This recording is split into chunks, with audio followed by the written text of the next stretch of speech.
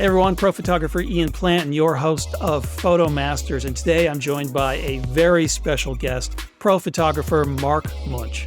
Marc heads up Muench Photo Workshops, and they do incredible photo tours all around the world. And later on this year, I am privileged to be teaming up with Muench Workshops for their Antarctica photo tour. I'm really looking forward to this exciting adventure. It's a place I haven't been yet, but Marc has been there several times, and he is going to be talking about the experience of visiting this amazing place and making photographs there. So if you want to learn more, then stay tuned.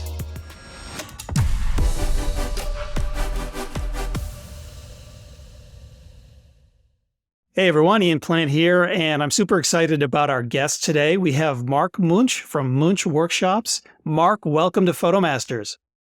Hi, Ian. Thank you for welcoming me, and I look forward to talking shop with you. All right, fantastic. And today we are going to be talking about the experience of photographing in Antarctica. But before we do that, I thought I would just ask you a few questions about your background, how you got into photography, how you became the artist that you are today. Yes, I had a little influence from my family. So my father and grandfather were photographers, and they kicked me in the butt enough times. No, they actually, it was through a lifestyle of exploring the outdoors that I realized as I was still young, but growing older, that was something vital to me and my happiness and well-being. So that was the number one key. I kind of had an interest in becoming a medical student, and that lasted as long as I realized, up until I realized how my dyslexia would influence my learning capabilities. Yeah, and so the Muench family is, I think, the closest thing that American photography has to royalty. So there's definitely a very long pedigree there, and I bet that could be rather challenging in many ways, following in the footsteps of others who have come before you. So what do you do to differentiate your work? I mean, I think this is a struggle that all photographers have, is differentiating from everyone else out there. And so for you, the struggle is probably just a little bit more immediate and personal. But what is it that you do that you think is different from other photographers? You know, how is it that Marc Muench approaches a scene or a subject and basically injects your own artistry into what you're doing? I think the first thing was to get caught up with what my dad was doing and my grandfather. And so it's kind of interesting how it's changed over the years, because I was at a show of my grandfather's work here in Santa Barbara, and a lot of his pictures had this kind of a warm cast to them, and they were old with grain, and they were selfies. He would go out on an edge of a ridge or in a lake and basically take a picture of himself. And so the guy who was curating the show said, "Oh my God, these look like all the Instagram profiles you can add to your pictures." The old school look. So it was kind of funny hearing that. And, you know, they are kind of cheesy now because so many people have used them. And that was kind of his commercial look, I guess, if I'll call it that. And then my father changed things up a little bit. So he started adding the really wide angle scenes and creating a near far theme to his work. And that pretty much lasted throughout his career and still does. But I think what I added at the time was a person in the landscape. That was vital to me because I started out snow skiing, rock climbing, getting outdoors, and I wanted to add that to the pictures because we certainly didn't have any to offer magazines and art directors at the time. So commercially, it was a good idea, but I really enjoyed it. So I made the most of it. Yeah, I remember that from your early work. There was a lot of person in the landscape, a lot of action and adventure photographs. Though it seems to me that in recent years, you've maybe veered away from that a little bit and now are focusing more on natural scenes, the natural landscape and wildlife. Correct. Yeah, the bodies don't keep up with our minds. So quite ski the slopes I used to ski and climb the rocks I used to climb. So, but I don't think it's just that. I think over the years, as you realize a couple things. Number one, the whole industry has changed multiple times in my life. So I had to stay with it. And one of the transitions was going into teaching photography rather than continuing the commercial photography. And that really changed me the most because all of a sudden I realized I had to explain all this stuff that I had learned and accumulated over the years in my formal schooling and then through my family's connections, obviously. And so that teaching aspect can only be done. You can't be hanging off the side of a mountain. So that would really be challenging to find the right climbing students because you have to teach them how to climb. So I think the biggest aspect of that was that it made me focus on nature. People was kind of a secondary, although it's fun to add once in a while. And so along with that came wildlife. And I feel like I had never really taken the time or had the patience to pursue wildlife photography. And so it's almost as if capturing people in these landscapes transitioned into capturing wildlife. Yeah, I think that's very interesting. And, you mentioned the need for patience with wildlife photography. Of course, you need patience with just about any type of photography to get really good images. But with wildlife photography, I think a lot of people imagine, a photographer out in the wilderness sitting in some hide for several days waiting for that one rare animal to come. And that's certainly one strategy. Another strategy is to go to where the wildlife is. And so one of the places on Earth where there is an abundance of wildlife and really not that many people is Antarctica. And so I definitely want to talk about the experience that you've had photographing there. How many times have you been there so far? This year will be my 7th time. Wow. So times before this. And each trip is so different, but you're right. It's absolutely a plethora of landscapes and wildlife. And I think it's hard for people to sum it up with an exact experience about what they had because it's different than Africa. It's different than Greenland. It's different than any other place on the planet. And therefore, it just has its own unique experience that people have. And that's why I keep going back. Yeah, I mean, it really looks like an amazing place. It's one of the places I have not yet been. And part of it was that I figured, well, Antarctica is something I can do when I'm a little bit older. Maybe when I'm younger, I can do more of the adventure stuff. Now that I am a little bit older, it seems like a good idea it's finally time to go to Antarctica. Little muscle in your leg. But yeah, well, the unique thing about it is that, you have to go on a ship unless, you somehow a scientist and fly down. And some of the trips nowadays fly down, but you have to go way out of your way to get to where you board the ship. And it's a beautiful area, the little town of Ushuaia in Argentina. And then you have to get on a ship and then cross the Drake Passage and you go on this adventure before you even get there. And I always recall the first time we went on a ship called the Ushuaia, and it was the very first time I went to Antarctica, and it was a low fog across the ocean, and we were approaching the South Shetland Islands. And we had, they were going slow because at that point you can actually see some big ice. And sure enough, a big tabular iceberg showed up in the mist. And I swear to God, I thought I was on another planet. It's just that magical. Yeah, and I know something of that experience. I mean, I've been to Greenland to photograph icebergs there, and it's just amazing being out there on the ocean with this massive sheet of ice that you feel like could just roll over at any moment and cause a cataclysmic wave to form. And I've also been to the Falklands. So a lot of the wildlife species that are in Antarctica are also in the Falklands. But Antarctica, of course, brings all that together. And I want to review some of your photos from Antarctica.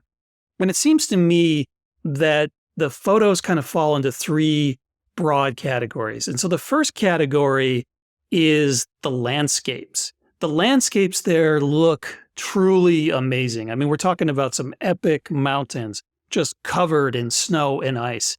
And it looks like a place that has wonderful light as well. So thinking about the landscape, maybe talk a little bit about what you've experienced there and what you do to make compelling images while you're viewing these amazing landscape scenes. Sure. It's interesting because I live in Santa Barbara, California, and we are vacant of good weather, photographic weather.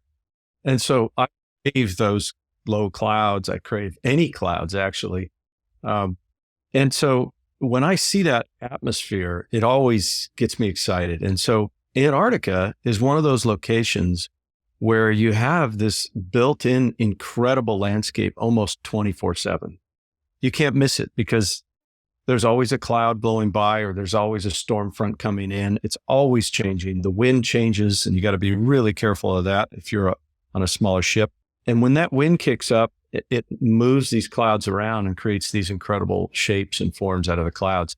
The other thing it does is there are layers of clouds. I mean, I live on the coast here in California, and we have the fog, and then we have the marine layer, and then above that, we actually have clouds. And then you could even break that down into going into cumulus nimbus and then up to cirrus clouds.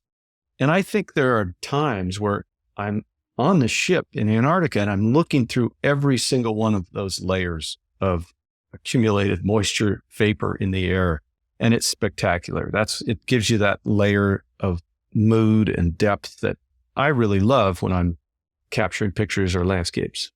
Yeah, I can definitely see that in your photos. And it looks to me like you enjoy doing a lot of long lens photography, taking out a short telephoto lens and zooming in on the details and the patterns and the layers in the landscape where you've got the layers of light and shadow and then those layers of clouds that you were talking about above that.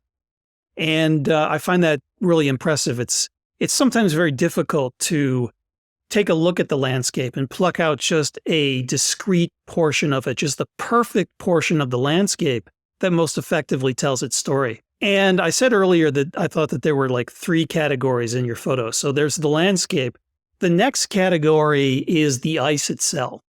And it just looks like an amazing experience being able to use a boat to travel to see all these really incredible ice formations, the icebergs floating in the water, and even the more intimate views. I wanted to pause on this photo in particular because it shows a zodiac in the middle of these ice giants. And so it looks like on the Muench photo tour of Antarctica, you get an intimate experience with the ice. Tell me more about that. Yeah. So first of all, you do have a beautiful deck from the ship where honestly, sometimes it's hard to pull people inside when we do image reviews and such, because you want to be outside, especially when there's any kind of good mood or light. And so the deck from the ship is a wonderful platform to photograph from, way up on the stern or back on the stern and to the bow, and you can get up on different levels. And then we go out on Zodiacs, where you have 8 people in one Zodiac, a photography instructor, and then the pilot. And that's what you're seeing here. Is we have time and places where it is safe to go alongside these giant icebergs. These guys are grounded, so they're not as unstable as something out in the water that's going to roll. So you just have to stay back far enough so that any chunks that fall off them don't hurt you. But what happens in these situations is you just get caught up in the patterns. There's so many of them. You're looking to your left, you're looking to your right. I mean, you could almost throw the camera in the air and with a timer on and get a great shot. There's times like that. So there's always some kind of pattern. And then there's also the color, like this picture here you're bringing up, the color, the way it hits the side of the ice and bounces back and reflects onto the other layers of the broken ice. Oh man, it's just incredible amount of glow that you get as the ice is translucent and reflects certain colors. Yeah. And tell me a little bit more about this photo. I mean, this is a really beautiful arch. And it seems to me that this is something that you see a lot. But what I love about this photo, and I just want to focus on the artistic aspects. What I really love is just the simplicity of this and the color. So you've got that beautiful arch. You have it perfectly reflected in the water. And then there's this sort of soft purplish gray pastel color that surrounds the whole thing. So there's a lot of mood and emotion in this photo. So maybe talk a little bit more about how you captured this image and what was going through your mind when you were making this photograph. Sure. I always carry binoculars because I'm always scanning the horizon for critters or wildlife, that is, or arches or unusual icebergs. And the beauty of being on the bridge of a ship that we've chartered is that we can actually steer the ship if there's no other ship or rocks that we're going to get hung up on. So of course I'm talking with the captain, but if I can, I'll pull us closer to some item like this or element like this to get up and get personal with it. Because with this particular iceberg, we were on a sailboat, but you could approach it on Zodiacs as well. And it just went all the way around this little iceberg. And actually, it's not very little, it's quite large. But the beauty of it is that it changes every foot as you circumnavigate this iceberg. And the interesting part you noticed is the color. I've changed the white balance on this many times thinking I've done something wrong. And that's kind of the interesting aspect of the way colors work and the way we perceive them. In this case, I think the blue of the ice is changing and allowing us to see the variation in what we would normally think is gray sky. But I believe that there was a little bit of color in the sky. And so that's that kind of purple cast that you're seeing. So it was fascinating that we had enough calm wind that day to see that iceberg. Yeah, I mean, it looks to me like there was some light behind the clouds, just a little bit that was kind of making its way through, adding some color.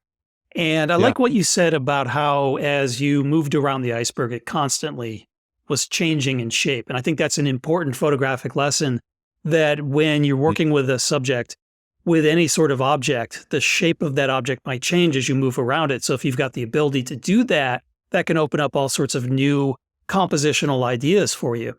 And so we've got the beautiful landscapes, we've got the beautiful ice, we've got the two of those coming together quite often. And then we've got the wildlife. And to me, that's one of the most compelling things about Antarctica, is that there's an abundance of wildlife. And it's the kind of wildlife that you really can't see in many other places of the world. So let's talk about that experience. What are some of your favorite species? What are the kinds of species you encounter? And what are your strategies for making effective photographs when you are landing on Antarctica and you are with these amazing animals? Yeah, it's true. They are not at this level. There aren't so many in any other place on the planet. So you have that unusual experience where you're overwhelmed first time. And it takes a couple landings, a couple experiences at the rookeries to finally get used to that and try to focus on just one little penguin. And then right when you think you're capable of doing that, orcas will swim by behind you and somebody's screaming at you to look at the orcas. So you just think you've got it under control. It's not always the case. So what I look for, though, and I tell people that they should look for as well in capturing Antarctica, is a gesture with the animal. The penguins are just the cutest little things you've ever seen. And they get themselves into these funny situations. And so like this one here, just walking, these little Adelie penguins walking are just humorous. And everybody loves, you can't get down on the ground anymore because of the avian flu. And so you can get really low and you can put your camera down low, and then using autofocus, you can capture the scene, which is what I did here. So this is really remarkable because it forces you to focus on one animal. And that's really hard to do when there's thousands of them, or at least let's say hundreds in one certain spot. And then you have, of course, the sea life. The seal life is amazing.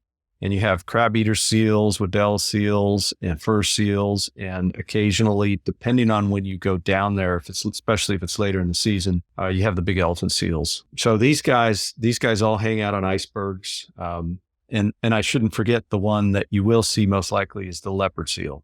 Mm-hmm. Yeah. One big teeth. We've probably all have pictures in our minds of leopard seals, and they truly are giants. I mean, they're the biggest seal you can imagine. And they'll even attack the young killer whales. They're the young orcas. They're that big, that powerful. So there's this abundance of wildlife that you see. And again, it's, when you have a seal on an iceberg, for example, you can focus on it, and just hanging out in the Zodiac for 10, 15 minutes with it, typically they'll roll over, they'll look at you differently, and they have expression and they have mood. And that's a lot of fun to capture. Well, and to me, what is so amazing is we've talked about these three different aspects of Antarctica: the landscape, the ice, and the wildlife. It seems to me that around every corner, you've got an opportunity to combine all three. And so I've got a series of photos here that you took that I wanted to review where you've done just that. And this photo I love because you've zoomed out. The wildlife is a small part of the overall composition. And you can see that beautiful scenery. You can see that amazing ice floating in the water. You've got that layers of cloud that you were talking about earlier. Like all of these unique aspects about the Antarctica experience are brought into a single photo here.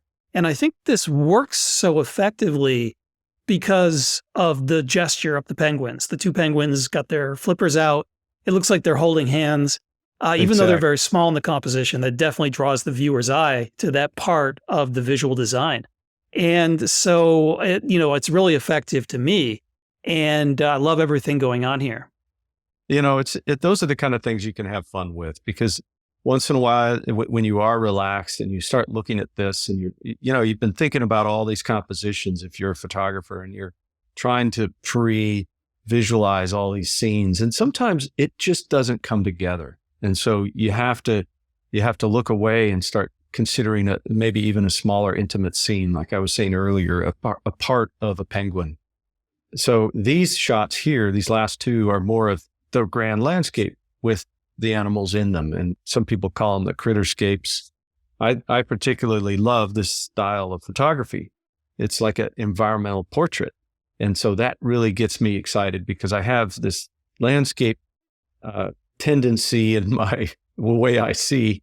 And so when I see these critters, this wildlife in this setting that's so unusual, that's so different than anything I've ever seen, or in some cases I can't even pre-visualize it, then I'm excited to capture that and put it into that scene.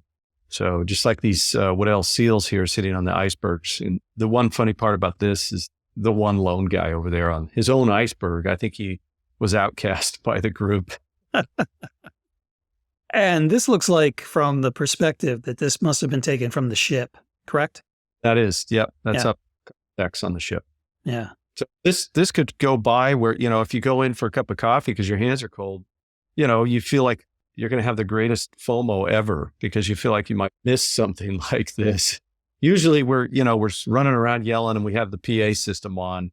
So if something like this comes up and we see a bunch of seals on an iceberg, we'll get over the PA and say, hey, everybody out on the starboard side, look for seals on an iceberg.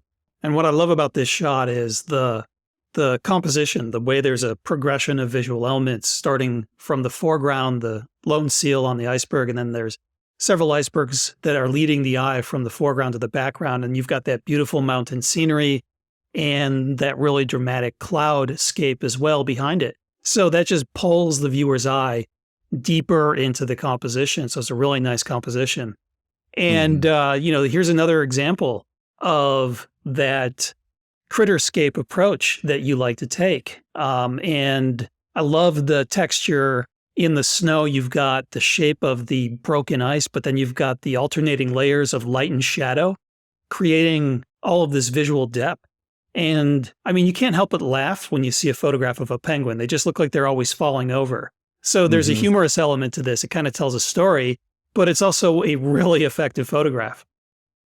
Yeah, they love to go up high, and they're trying to get away from some of the other seal life that's around the shoreline, because some of those guys are nasty and they'll bug and harass their chicks when they're older. So these are penguins looking for a higher ground for their nest. And that's taken in very early season, I think in October.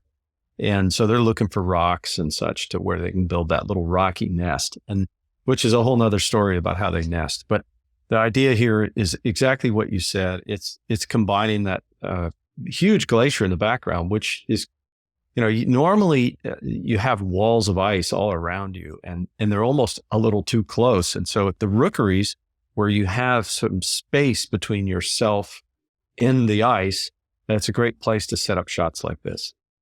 And then the funny part about the first guy down in the lower corner is that he's just got that little wobble. And so once in a while on the ship, we have contests on who can wobble like a penguin better. Is there any drinking involved in this game? Well, is there anything about the experience that you'd like to share with people? Anything about the experience on the boat? What makes the boat that you use to get to Antarctica different? or anything just about the tour generally that you think sets your workshop apart from everyone else's? We love to consider this a photographer's trip, but it's a very creatively focused experience. And so that was our main goal when we went to Antarctica. We didn't want to become part of another ship and just be a group. So in this case, we have the whole ship, and that's monumental to photographers because we've worked really hard to get the crew to get us to places where there are no other ships. And that's really helpful because then you're not worried about other people at the rookery or around the icebergs when you're there. And so we board everybody up in Ushuaia, load the ship, and we sailed by the island of Tierra del Fuego. That's the southern tip of South America. And then it's about a day and 3/4 across the Drake. And everybody's, praying for the Drake, the lake, not the stormy, messy Drake that it could be. But this ship in particular, we've used it now 2 times. It has stabilizers, and it's a little faster. It's sailing along through the Drake at anywhere from 13 to 15 knots. And that really gets you across that channel faster. And, the food isn't amazing. That's the problem, is you don't get enough exercise because you can easily eat too much. You got 3 good meals a day. And then you're busy all day. That's the only way you're going to burn these calories is you're going to be out photographing. And you're either boarding a Zodiac to go on an iceberg cruise or even a wildlife cruise, or you're going to shore to one of these rookeries. And if you're not doing that, and that happens about 2 to 3 times a day when we're down on the peninsula. And then when you're not doing that, the ship is sailing from one location to another. And you do have daylight 24/7, but I'm sorry, you have light 24/7, but the sun does set and it gets low. And so you get that low, warm or pinkish light occasionally this time of year. So it's not going to get dark. So yes, you could stay awake the entire trip if you wanted, but we do recommend a nap every now and then. So we think it's a really important trip because not only are you focusing on photography, and we have 10 or even more instructors on board for the 70 to 80 passengers. And so there's a higher instructor to client ratio, and that really helps give you the time to get personal about your photography. Well, this sounds like an amazing adventure. I'm very glad to be joining the instructor team for this tour coming up in December. I'm looking forward personally to going to Antarctica. It's definitely a bucket list destination. It's been on my bucket list for a long time, and I'm looking forward to having the honor and the privilege of working with you, Marc. Thank you so much for sharing your photos, your experiences, and your wisdom. This has been a really great discussion. I think that the viewers will have learned a lot, and hopefully some of them will join us as well. So there'll be some information about joining that tour in the description below this video. Marc, thank you so much for coming on Photomasters. I really appreciate it. Thank you, Ian. It's going to be fun. You're going to be up all night.